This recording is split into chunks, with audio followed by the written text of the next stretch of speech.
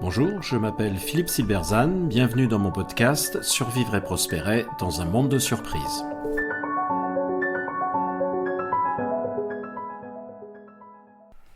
Innovation de rupture, quelles conditions pour un véritable impact ? Près de 30 ans après les travaux pionniers du chercheur Clayton Christensen, l'innovation de rupture continue de représenter un défi majeur pour les organisations.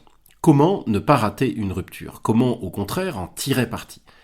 Derrière ces questions se pose celle de l'impact et du passage à l'échelle, tant il est vrai que si tout le monde expérimente, ici ou là, avec des ruptures, bien peu sont capables d'aller au-delà. Pour éviter les écueils, il faut d'abord bien en comprendre la nature.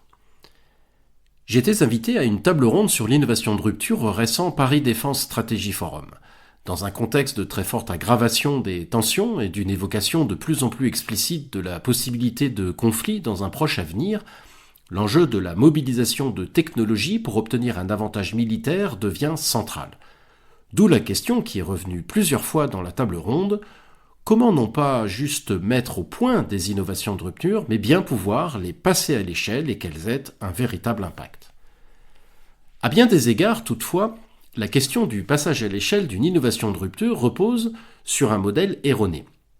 Il y aurait la phase de l'invention, chef, regardez une innovation de rupture, puis la phase de l'expérimentation, ça marche, et enfin, la phase de mise à l'échelle, tout le monde l'utilise. Mais ce n'est pas du tout comme ça que ça se passe. Il faut en effet rappeler qu'une innovation de rupture, ça n'existe pas en soi. Une rupture consiste en de nouvelles pratiques au sens le plus large, de nouveaux modèles. Ce qui détermine la rupture d'une technologie, par exemple, c'est la façon dont on l'utilise.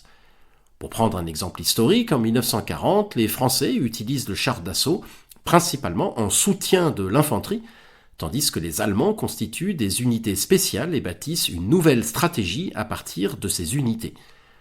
L'utilisation du char par les Français est une continuité de leur modèle organisationnel existant, tandis que celle des Allemands constitue une rupture car elle invente un nouveau modèle. On voit avec cet exemple que la technologie en elle-même n'est donc pas une rupture. Vous pouvez disposer de la meilleure technologie et en neutraliser presque totalement le potentiel disruptif en l'utilisant en continuité avec votre modèle existant. Au contraire, un modèle nouveau pourra décupler l'impact d'une technologie donnée, même banale ou ancienne. C'est donc le modèle qui compte, pas la technologie. Dit autrement, le véritable facteur d'impact est le modèle organisationnel inventé pour la technologie plutôt que la technologie elle-même. Cela montre également que si bien sûr l'investissement dans de nouvelles technologies est très important parce qu'il constitue une condition nécessaire à de futures ruptures, il n'est pas du tout suffisant pour gagner. Kodak était le pionnier de la photo numérique, créant le premier appareil numérique dès 1975 et lançant le premier appareil commercial en 1991. Pourtant, l'entreprise a tout perdu, notamment la guerre face aux autres acteurs de la photo. Kodak est terrassé par la révolution numérique après en avoir été le leader et le pionnier sur le plan technique, mais sans avoir été capable de changer son modèle d'affaires pour en tirer parti. Autrement dit, ceux qui gagnent ne sont pas ceux qui ont la meilleure R&D. Cela montre aussi que les ruptures peuvent s'obtenir sans aucune nouvelle technologie. L'utilisation de l'ultrason dans le domaine médical avec l'échographie, à partir des années 50, a eu un impact révolutionnaire sur la santé humaine. Mais il repose sur une découverte scientifique faite dans le cadre de la guerre anti-sous-marine en 1911. La technologie était donc disponible depuis 40 ans, avant que l'idée d'une utilisation nouvelle et révolutionnaire ne se fasse jour, grâce à l'initiative d'un médecin et d'un électronicien imaginatif. C'est donc bien une question d'état d'esprit. L'innovation de rupture n'est pas une invention, un éclair de génie, une prouesse technique. L'innovation de rupture est d'abord un regard nouveau sur quelque chose que plus personne ne regarde. C'est une remise en question d'un modèle mental évident pour tous, et c'est aussi l'idée d'un modèle alternatif. Tiens, on pourrait voir cela autrement. La clé de l'innovation de rupture réside donc dans la posture de questionnement des modèles mentaux, dans la capacité d'étonnement et de scepticisme face aux fausses évidences, et non dans une excellence technique.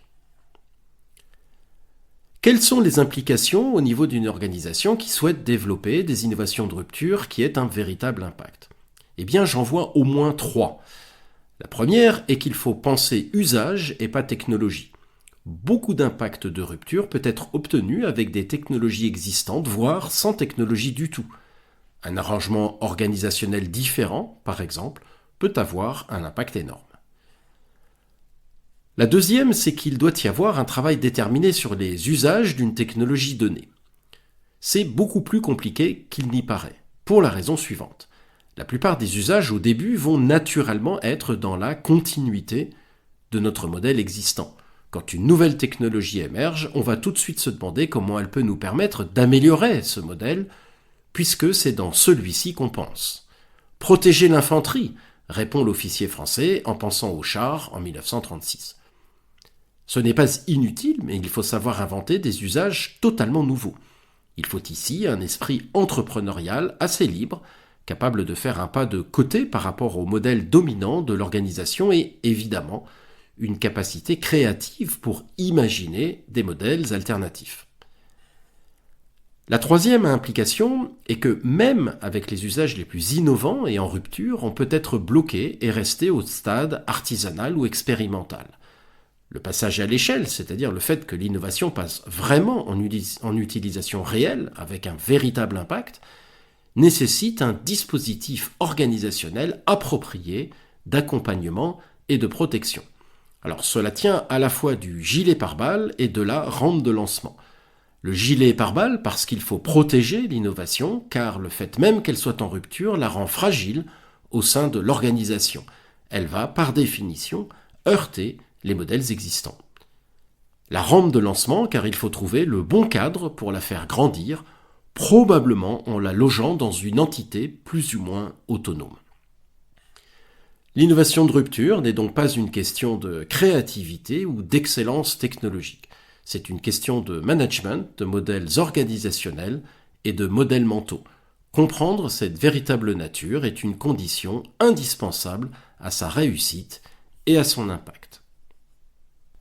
Merci de votre attention. Vous pourrez retrouver cette chronique et bien d'autres sur mon blog philippe-silberzan.com. À bientôt.